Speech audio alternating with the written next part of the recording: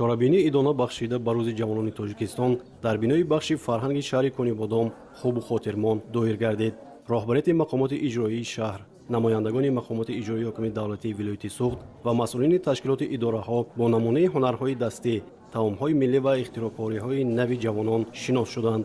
муассисаҳои таълимӣ дар алоҳидагӣ гӯшаҳо ташкил карда, натиҷаи корҳои эҷодии донишҷӯёну хонандагонро ба маъризи дид гузоштанд. мо ҷавонон хеле хурсанд аз он ҳастем ки ба ҳамин хониши хубу алои моро ба назар гирифта, моро ба стипендияи ҳукумат пешниҳод намудан. имрӯзҳо ман гирандаи стипендияи раиси вилояти Суғд гардидам ва хеле хушбахт аз он ҳастам ки ман дар сафи донишҷӯёни фаъол қарор дорам ва кӯшиш ба харҷ медиҳам ки оянда низ бо баҳои аъло таҳсил намуда номбардори кишвари худ бошам.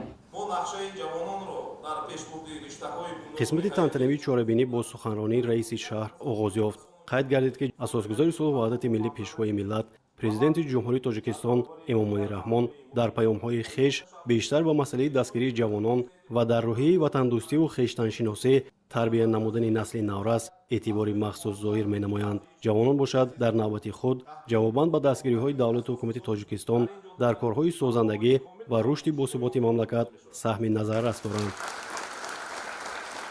бо хушнудӣ ва дилгармӣ иброз медорем ки баҳри идома бахшидани нақшаҳои азими миллат, муаррифии шоистаи дастовардҳои соҳибистиқлолӣ ҳамчун пайравони асилу арзандаи пешвои муаззами миллат амал намуда, дар ободиву пешрафти Тоҷикистони азиз ҳиссаи арзандаи хешро мегузорем. мутахассисони ҷавону соҳибтахассуси корхонаву ташкилот барои иштироки назаррас дар корҳои ободониву созандагӣ ва донишҷӯёну хонандагони муассисаҳои таълимӣ барои таҳсили аълову интизому намунавӣ бо тӯҳфаву ифтихорномаҳои мақомоти иҷроии ҳокимияти давлатии шаҳри Конибодом сарфароз гардонида шуданд.